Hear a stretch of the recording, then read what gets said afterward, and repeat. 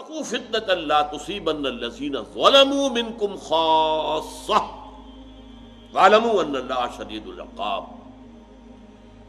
اور ڈرو اس فتنے سے، اس عذاب سے جو صرف انہی کے اوپر مسلط نہیں ہوگا کہ جنہوں نے ظلم کیا ہے یا زیادتی کی ہے یا شرک کیا ہے یا کفر کیا ہے، بلکہ اس گندم کے ساتھ بھس بھی پس جائے گا. جب عذاب الہی آتا ہے، کوئی ایسا عام عذاب آتا ہے، اس عذاب کے اندر تو ظاہر بات ہے کہ جو گناہ گار ہیں، فاسق ہیں، فاجر ہیں، وہ بھی جائیں گے اور بے گناہ بھی مارے جائیں گے.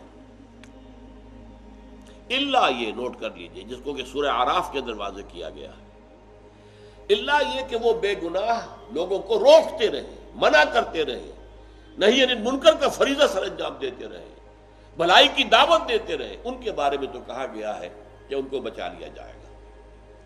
لیکن اگر آپ پیسیو رہے، بدکاری پھیل رہی ہے، آپ اپنے دھندے میں، اپنے کمائی میں ہیں، اپنے رہن سہن میں ہیں، اپنے بچوں میں خوش ہیں، اللہ اللہ خیر صلی اللہ، آپ کو کیا پرواہ؟ معاشرے میں کیا ہو رہا ہے، کیسی بے پردگی، کیسی فحاشی، کیسی بے حیائی پھیل رہی ہے. آپ کو بہت بڑا تمغہ مل گیا ہے. بھارتی صحافی اور مسلمان نام کی صحافی ہے وہ خاتون جس نے جا کر کے یہ کہا ہے کہ پاکستانی معاشرہ اس کتیا کے مانند ہے جو کتے کی تلاش میں جو ہے ہلکائی ہوئی ہے. like a bitch in heat while no dog is in visible. یہ صورتحال ہمارے معاشرے کی، اور ہم تو فقط اللہ اللہ اللہ. یہ لوگ چاہے خود گناہگار نہیں ہیں پکڑے جائیں گے، بلکہ ایک حدیث کی روح سے تو سخت ترین عذاب ان پر آئے گا. حدیث میں نے بارہا وہ سنائی تھی، اب چونکہ کافی عرصہ ہو گیا ہے دوبارہ سنا دیتا ہوں. یہ حدیث قدسی ہے ایک معنی میں. اوحى اللہ عز وجل الی جبرائیل علیہ الصلوۃ والسلام، حضور فرماتے ہیں کہ اللہ تعالیٰ نے جبرائیل کو وحی کے ذریعے سے ایک حکم بھیجا، ان اقلب مدینہ کذا و کذا باہلھا، فلاں فلاں بستیوں کو ان کے رہنے والوں سمیت الٹ دو. قال فقال، حضور فرماتے ہیں اس پر حضرت جبرائیل نے عرض کیا، یا رب ان فیہا عبدک فلانا لم یعصک طرفۃ عین. پروردگار اس بستی کو الٹ دوں، اس میں تو تیرا ایک ایسا نیک صالح بندہ بھی ہے جس نے کبھی پلک جھپکنے جتنی دیر بھی کسی معصیت میں بسر نہیں کی. ذرا اندازہ کیجئے، یہ کوئی کرائے کا وکیل نہیں ٹیسٹیفائی کر رہا ہے، جبرائیل.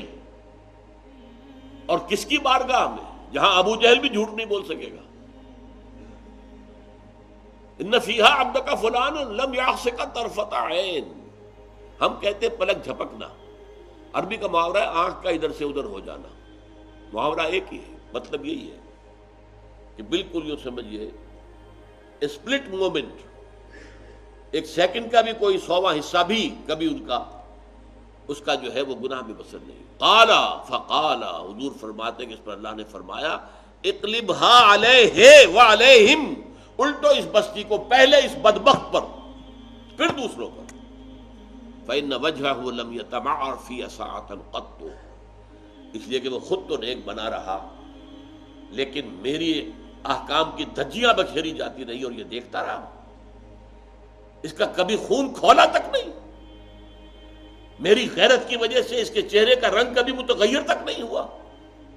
ایسا بے حس، ایسا بے حمیت، ایسا بے غیرت، چاہے کتنا ہی صالح ہو اور کتنا ہی نیک ہو اور کتنا ہی پاک باز ہو، عذاب کا اولین مستحق ہے. واتقوا فتنة لا تصيبن الذين ظلموا منكم خاصة. وہ عذاب جب آئے گا تو پھر وہ صرف ظالم ہی نہیں آئیں گے اس کی لپیٹ میں، بے گناہ بھی لپیٹ میں آ جائیں گے.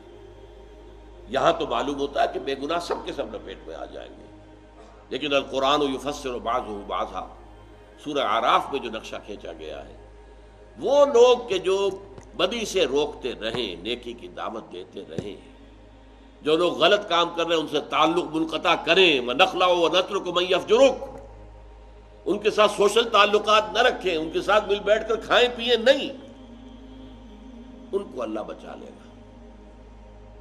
باقی لوگ چاہے خود گناہ گار نہ ہو اس میں پکڑے جائیں گے۔